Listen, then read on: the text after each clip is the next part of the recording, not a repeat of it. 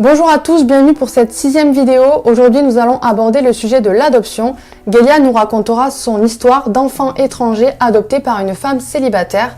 Elle évoquera les difficultés rencontrées durant son enfance et son adolescence, ses moments de questionnement, mais surtout les belles leçons de vie qu'elle a tirées de son parcours d'enfant adopté. En France, l'adoption est ouverte à toute personne de plus de 28 ans. Plusieurs sont possibles, l'adoption simple, la plénière, l'adoption d'un pupille de l'État ou l'adoption d'un enfant étranger. Gélia a été adoptée en Ukraine, dans une famille monoparentale française. C'est à Nancy qu'elle a grandi avec son frère Yann, également adopté, et sa mère, médecin de profession. Rencontre avec cette jeune femme authentique, dynamique et ouverte d'esprit.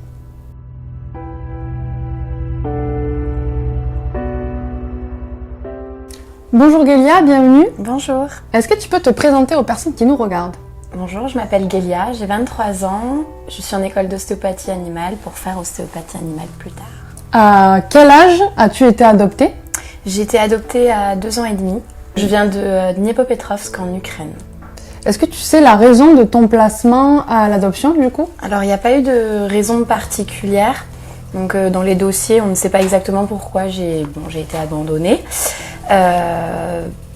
Là-bas, il y a beaucoup de pauvreté et beaucoup de personnes qui ne peuvent pas subvenir aux besoins d'un enfant, donc ils les placent et ils sont mis à l'adoption. Sais-tu l'histoire en fait de tes parents biologiques, le pourquoi de ce placement? Est-ce que tu as été informée dans ton dossier d'adoption de certains éléments liés à ce placement? Le seul point qu'on a pu voir dans le dossier, c'est que ma maman biologique avait des problèmes avec la drogue, donc elle se droguait, mais sinon à part ça on n'a pas vraiment d'éléments définitifs. Et quel rapport entretiens-tu du coup avec ton pays d'origine, l'Ukraine? Pour moi ça reste mon pays, donc je suis née là-bas. J'y ai pas grandi longtemps, mais c'est mon pays de cœur. Donc j'ai mon pays de cœur qui est l'Ukraine et mon pays d'adoption qui est la France. Est-ce que tu as des souvenirs ou des flashs qui te reviennent de cette période dans l'orphelinat notamment, parce que tu étais donc dans un orphelinat? Oui, j'ai eu quelques flashbacks petites notamment. À l'âge de 7 ans, j'ai eu des flashbacks notamment du dortoir avec des oreillers qui étaient en triangle, je ne sais pas pourquoi, et des numéros, puisqu'on a été attribué à certains numéros. Et comment as-tu vécu donc ton adoption? Est-ce que tu as ressenti lors de ta construction en tant qu'enfant un déracinement? Par beaucoup d'étapes, on ne va pas se le cacher. D'être adoptée, c'est au début, c'est beaucoup de questionnements, d'où je viens, qui je suis. C'est une question qui revient régulièrement, qui je suis. Déracinement, je ne pense pas, mais c'est vrai que plutôt surtout beaucoup de questions, passer par beaucoup d'étapes, de la colère, pourquoi j'ai été abandonnée, de la colère envers la maman qui m'a laissée, et puis au fur et à mesure, avec le temps, ça s'est fait, j'ai accepté l'idée, et au final j'en ai fait une force. Est-ce que tu as eu justement une quête de vérité, entre guillemets? Est-ce que tu as cherché, enfant, à savoir quels étaient tes parents biologiques, leur histoire? Et comment ça s'est manifesté justement cette quête? Est-ce que c'était par le biais des réseaux sociaux que tu as cherché ou par des investigations au sein de ton orphelinat? Je pense que toute personne qui est adoptée, en tout cas la plupart du temps, cherche toujours un peu ses parents. Je pense que c'est normal. Après, moi, je l'ai fait très tôt. À 7 ans, j'ai commencé à beaucoup questionner ma maman, à dire qui je suis, d'où je viens, à lui demander les dossiers. J'allais fouiller dans toute la maison pour chercher les dossiers, les papiers d'adoption, pour chercher mon passeport ukrainien. Enfin, c'était assez marrant. Et puis après, un peu plus tard, à l'âge de 10 ans, où j'ai vraiment voulu retrouver mes parents, je cherchais sur Internet, comme toute personne. Je tapais mon nom, mon prénom, le nom qu'ils avaient donné à ma maman. Et c'était surtout par Internet. J'ai cherché aussi l'orphelinat. Et tu as pu avoir des réponses à certaines de tes questions ou certaines demeurent sans réponse? Alors, il y a beaucoup de questions qui restent sans réponse puisque les prénoms qui ont été donnés dans mes dossiers au niveau de ma maman sont faux. Donc, ça reste un peu sans réponse. Le seul point que j'ai vu, c'est l'orphelinat. Donc j'ai pu voir l'orphelinat en photo. Bon, malheureusement, il a fermé, mais sinon, il y a beaucoup de questions qui sont sans réponse. En plus, c'est pas français, donc c'est très compliqué d'avoir des réponses dans un pays étranger et des informations là-dessus, quoi. Et du coup, comment on se construit quand on est enfant et qu'on n'a pas les réponses à ces questions? Est-ce qu'on se crée un univers un peu à soi? Est-ce que justement on communique plus avec la maman d'adoption? Comment ça se passe? Alors, je pense que, personnellement, comme je savais pas d'où je venais, je me suis créé ma propre histoire et quand j'étais petite et qu'on me disait oui d'où tu viens, je me créais une vie et je me disais j'ai été adoptée mais je suis née dans la forêt, j'ai été élevée par des animaux, je me suis créé tout mon monde. Et comment tu as grandi du coup avec cette maman et ton frère également adopté, sans figure paternelle, du coup comment ça se manifeste au quotidien? Est-ce que tu as eu des manques ou est-ce que tu t'en es accommodée? Alors, petite, c'est pendant très longtemps, je ne voyais pas le problème. Hein. Ça a toujours été très naturel et très facile à vivre. Après, bien sûr, la figure paternelle peut aider dans certaines circonstances, notamment la crise d'adolescence, tout ça. Mais ma maman a toujours très bien fait les choses, a toujours dit voilà, je prends les deux rôles. Après, bien sûr. J'ai pu avoir des petits manques du papa dans certaines circonstances, dans l'appréhension de l'homme, de comment savoir. J'ai eu des petits problèmes, avec la figure masculine pendant un petit temps de ma vie qui s'est réglé au final. J'avais un peu peur des hommes, mais avec du temps, une thérapie, je suis allée voir une thérapeute. Et ton frère Yann, du coup, oui. Il a été adopté en Ukraine également. Oui. Alors il vient pas de la même région non. que toi. Il vient d'où du coup? Il vient de Tcherkassy. Et quel a été du coup votre lien enfant et aujourd'hui par le fait que vous avez en commun le même pays d'origine? Tout s'est fait naturellement. Depuis le début, je pense que ça c'est le point qui est très bénéfique dans ma vie, c'est que ma maman nous a toujours tout dit et tout s'est fait très naturellement. Donc mon frère, on a eu un lien de frères et sœurs tout à fait lambda, avec les crises, on se tape dessus, se crier dessus, les chamailleries d'enfants entre frères et sœurs, mais aussi l'aide, le soutien quand il y avait besoin. C'était très naturel et mon frère quoi. Ta maman, elle t'a adoptée, elle était seule par choix ou c'était la vie en fait qui faisait qu'elle n'avait pas de compagnon à ce moment-là et qu'elle souhaitait avoir des enfants? Comment ça s'est manifesté justement? Alors, elle n'avait pas de compagnon à ce moment-là et elle a toujours voulu des enfants et donc un jour elle s'est dit je vais adopter. Ce n'est pas parce qu'il n'y a pas de mari que je peux pas adopter. Donc elle a commencé les démarches. Elle a adopté mon frère en premier et puis ensuite mon frère a voulu une petite sœur. Et ma maman s'est dit oui, pourquoi pas une petite sœur, et je suis arrivée. C'est une très belle histoire parce que tu as plusieurs histoires en une. Oui.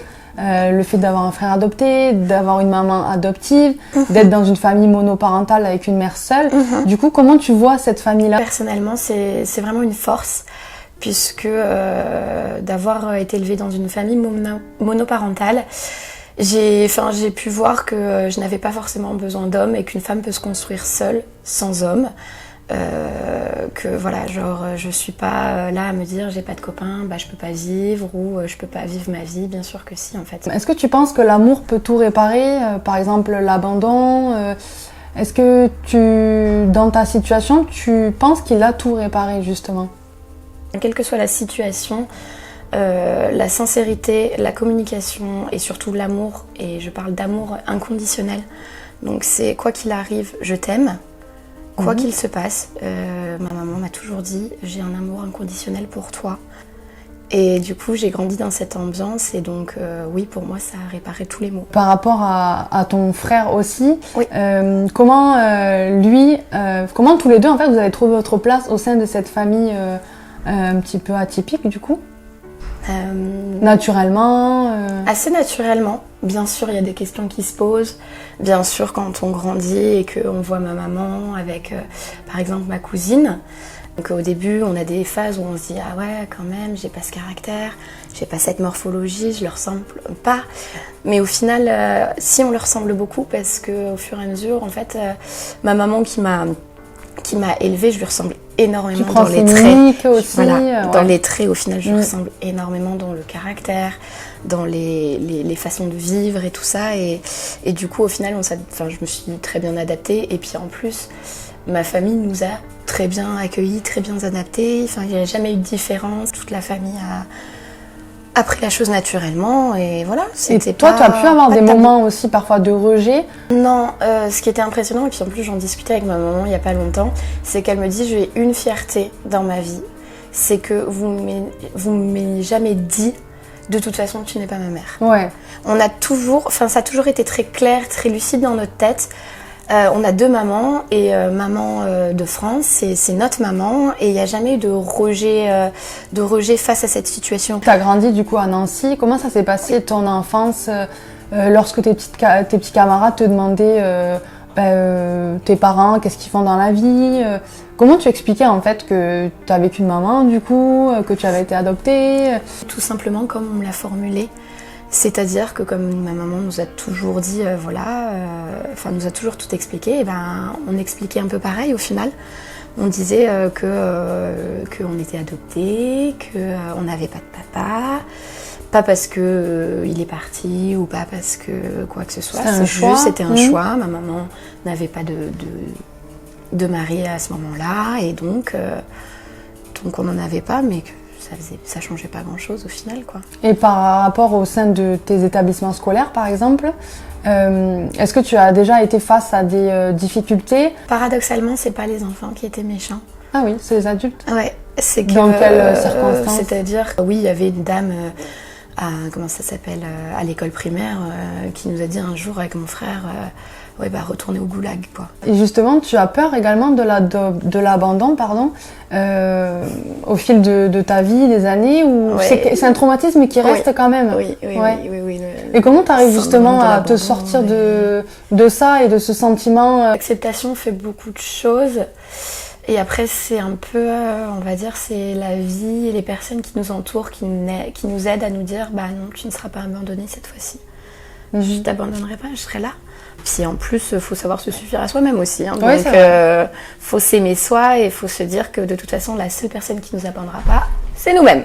Est-ce que tu as des antécédents médicaux de par donc, tes parents biologiques? Est-ce que tu as connaissance de certaines choses à ce sujet-là? Oui. Alors, on m'a découvert à l'âge de 14 ans une hépatite C liée à ma maman, en fait. Donc, c'est une IST, donc transmissible par le sang.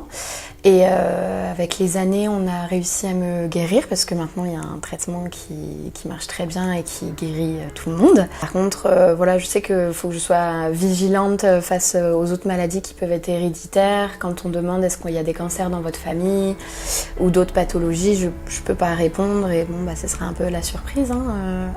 Oui, parce que cette maladie que tu as eue, oui. Elle était donc liée à ta mère biologique, oui. c'est ça? Oui, c'est ça. C'est ma maman biologique qui l'avait elle. On ne sait pas exactement pourquoi, peut-être la drogue, la prostitution ou quoi que ce soit. Et en fait, qui me l'a retransmise à la naissance. Et ça s'est découvert tardivement? Et ça s'est découvert un peu plus tardivement, lié à une chute de cheval où j'ai eu un choc, on m'a fait des prises de sang et c'est à ce moment-là qu'on a vu l'hépatite C. Et à ce moment-là, du coup, tu as également eu d'autres remises en question ou finalement tu as accepté, ou c'est toujours en fait des éléments déclencheurs dans ta vie qui font que tu te remets en question et que tu te poses justement ces questions-là sur tes parents biologiques, ou en fait finalement tu l'acceptes et t'avances? Comment ça se passe? J'ai beaucoup accepté beaucoup de choses et j'ai eu un parcours assez idyllique, mais c'est vrai que ce point a été très compliqué dans ma vie. Puisqu'on ne va pas se le cacher, découvrir qu'on a une IST à 14 ans et se dire je ne pourrai pas coucher avec les garçons, je vais devoir le dire, en connaissant les moqueries qu'il peut avoir au collège, au lycée. C'était une étape de ma vie qui a été très compliquée et je pense que ça a été un peu, honnêtement, le seul moment où j'ai pu un peu en vouloir à ma maman biologique. Puisque après malheureusement elle n'y peut rien, personne n'y peut rien face à la maladie, mais c'est vrai qu'à ce moment-là, à cette étape-là de ma vie, j'ai eu du mal à le digérer et je lui en ai voulu au début, en me disant à cause d'elle, j'arriverai pas à faire ci, j'arriverai pas à faire ça. Au final. Et puis au final. Parce qu'avec ta maman, un médecin justement qui t'a aidé également. Au final, ma maman m'a parlé et m'a dit mais Jeanne. Voyons, on n'a jamais voulu dévaloriser la maman d'Ukraine. Tu sais qu'elle a fait ce qu'elle a pu, quand elle a pu. Donc essaye de bien réfléchir à la question et savoir du coup est-ce que tu lui en veux vraiment. Là, t'as 2 prénoms en fait, parce que là tu viens de dire Jeanne. Jeanne, c'est ton prénom français. Oui. Et ensuite, Gélia, c'est mon prénom ukrainien. Et du coup, tu aimerais basculer sur ton prénom ukrainien? Oui. C'est un processus que tu... Oui, j'aimerais avoir parce que j'aime beaucoup ce prénom et ça me relie un peu plus à mes origines, donc j'aimerais bien qu'on m'appelle Gelia dans ma vie. Qu'est-ce que tu souhaiterais dire donc pour conclure cette interview, le mot de la fin? Je pense que toute personne fait les choses différemment et comme elle l'entend, mais le point où je veux en venir, c'est que déjà, premièrement, d'être dans une famille monoparentale, pour moi, c'est une force et je pense qu'il faut savoir cette force. Je sais que ça peut ne pas être facile pour tout le monde, qu'il y a des moments qui sont durs, je le renie pas du tout. Mais voilà, voir le bon côté de la vie et avoir cet esprit d'essayer de voir les bonnes choses, ça aide beaucoup, vraiment, ça aide beaucoup. Et au niveau de l'adoption, alors après ça dépend un peu comment chacun l'a vécu aussi. Je sais que c'est aussi dur, hein, je vais pas le cacher, je sais que c'est des étapes dures. Mais ça se fait avec le temps soigne les blessures, ça c'est pas une blague. Hein. L'amour, le temps? L'amour, avoir de l'amour et trouver des gens qui vous aident, qui vous écoutent, qui sont là pour vous. Je parle pas familial, je parle pas forcément amical, mais vraiment trouver juste vous, la personne avec qui vous êtes bien et avec qui vous pouvez parler.